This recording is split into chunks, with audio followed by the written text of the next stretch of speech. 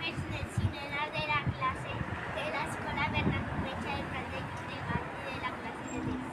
Avui venim a fer una entrevista a la farmàcia del nostre poble. Hola, soc Adrián.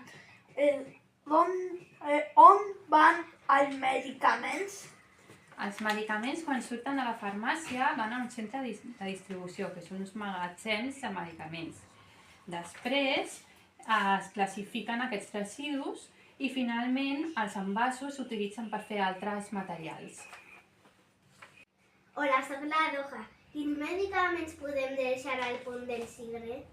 Al punt Sigre podem deixar tots aquests medicaments caducats, medicaments que no necessitem a casa, caixes de medicaments i envasos buits també. Hola, sóc el Martí. Que no podem portar al punt Sigre?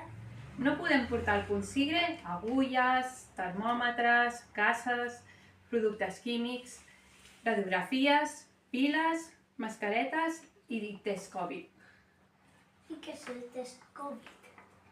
El test Covid són uns tests per diagnosticar si tenim el virus del Covid. Hola, soc la Lucía. Què significa el Sigre?